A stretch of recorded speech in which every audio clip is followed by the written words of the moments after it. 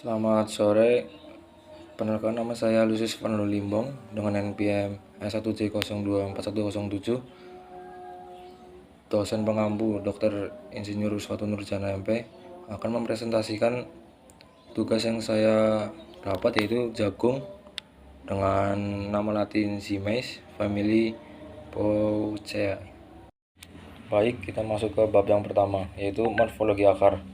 Sistem perakaran jagung adalah serabut yang berfungsi sebagai penyerap air unsur hara dari dalam tanah dan menjaga batang agar tetap tegak dan menghindari rebah batang.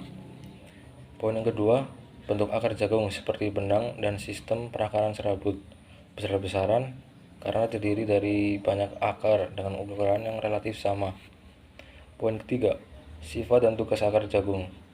Sifat akar jagung menyebar luas tanah dan memiliki akar tunjang untuk menopang batang.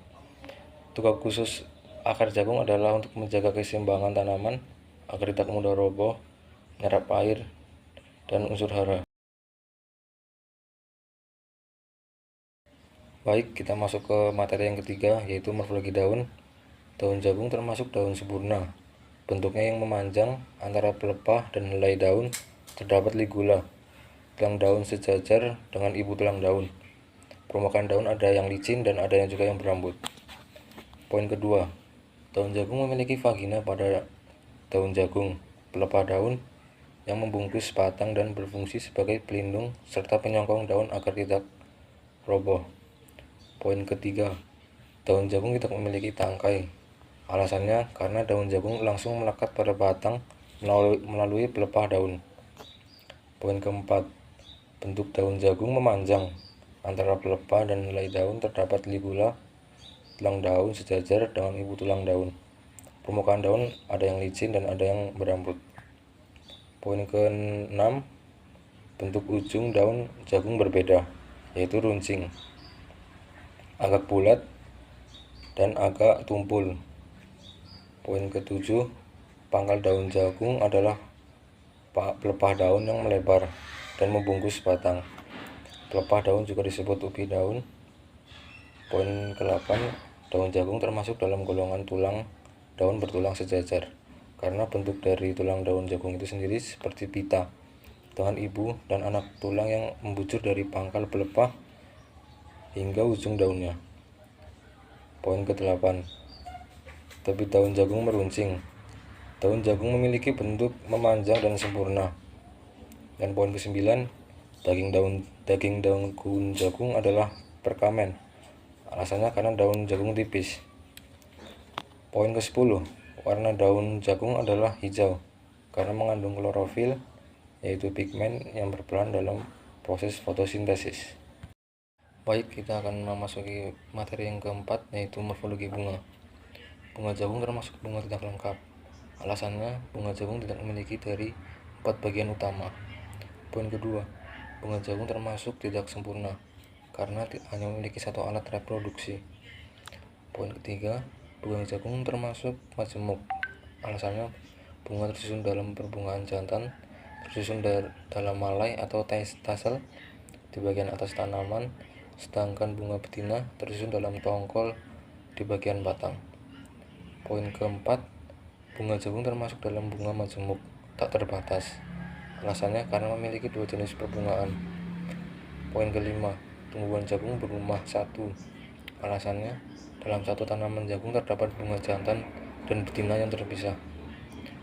Poin yang keenam, jagung tidak memiliki periantum. Alasannya karena merupakan tumbuhan monokotil dari keluarga Poaceae. Poin ketujuh, simetri bunga jagung berbentuk simetri zigomorf. Alasannya karena bunga betina dan jantan tersusun dalam struktur yang tidak berbentuk radial. Poin ke-9, bentuk reseptalusum jagung berbentuk datar atau sedikit membulat. Baik, kita masuk ke materi yang kelima, yaitu morfologi buah. Buah jagung termasuk buah sejati. Alasannya, buah sejati adalah buah yang terbentuk dari bakal buah saja, tanpa melibatkan bagian bunga lainnya. Pada jagung, buahnya berasal dari perkembangan bakal buah dan tidak melibatkan bagian lain seperti kelopak atau daun bunga. Poin kedua, bagian bunga jagung yang ikut tumbuh membentuk buah adalah ovarium atau bakal buah. Alasannya, dalam proses pembentukan buah, hanya bakal buah yang berkembang menjadi biji dan buah. Pada jagung, ovarium akan berkembang menjadi buah dan biji tanpa adanya tambahan dari bagian bunga lain, seperti kelopak atau tangkai bunga. Poin ketiga, buah jagung termasuk buah tunggal. Alasan, buah tunggal adalah buah yang berasal dari satu ovarium pada satu bunga. Pada jagung, setiap biji yang tersusun pada tongkol adalah hasil dari satu bakal buah per bunga yang terpisah, tetapi tetap dikategorikan sebagai buah tunggal karena berasal dari satu bunga. Poin yang kelima, jenis atau tipe buah jagung adalah buah kering tertutup atau karyopsis. Alasan, buah jagung memiliki ciri khas karyopsis, yaitu biji yang menyatu dengan dinding buah. Dalam buah karyopsis, lapisan perikat atau dinding buah melekat erat dengan bijinya sehingga sulit dipisahkan. Kita masuk ke materi yang keenam, yaitu morfologi biji. Biji jagung termasuk biji tertutup. Jagung termasuk tumbuhan berbiji tertutup atau angiospermae. Tumbuhan berbiji tertutup adalah tumbuhan yang bakal bijinya terlindungi oleh daging buah. Jagung juga termasuk tumbuhan monokotil, yaitu tumbuhan berkeping satu, yaitu antara lain yang poin pertama yaitu biji jagung memiliki berbagai karakteristik seperti bentuk, ukuran, berat, dan kadar air. Bentuk biji jagung berbentuk tipis dan bulat, melebar. Biji jagung tipe mutiara berbentuk bulat licin, mengkilap, dan keras. Biji jagung berondong berukuran kecil. Poin yang kedua, biji jagung dapat berwarna putih, kuning, jingga, kemerahan, ungu, dan biru. Warna biji jagung dipengaruhi oleh kandungan antosianin dan tingkat keasaman tanaman. Poin ketiga, biji jagung berkecambah dengan tipe perkecambahan hipogeal karena bagian yang mengalami pemanjangan adalah bagian epikotil. Kita akan memasuki materi yang ketujuh, yaitu morfologi organa metamorfa. Jagung atau zymase memiliki organ metamorfa, yaitu pada bagian akarnya. Berikut adalah beberapa contoh organ metamorfa pada jagung. 1. Akar tunjang atau akar penyangga.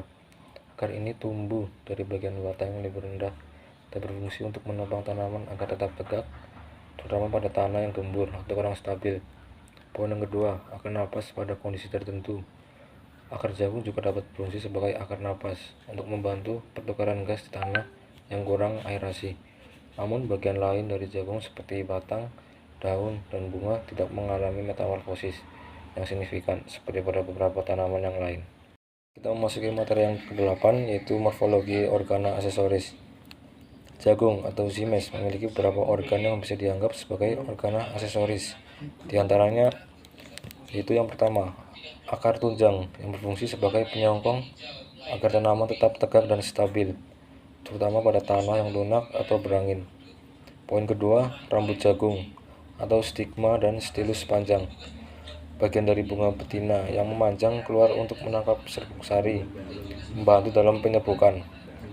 Poin yang ketiga, kutikula dan trikoma atau rambut daun halus, melindungi tanaman dari kehilangan air yang berlebihan dari serangan hama.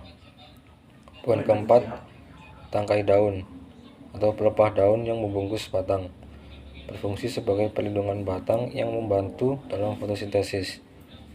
Meskipun tidak secara eksplisit sebagai organa aksesoris, dalam literatur umum, bagian-bagian ini membantu fungsi utama tanaman yang dapat dianggap sebagai organ tambahan.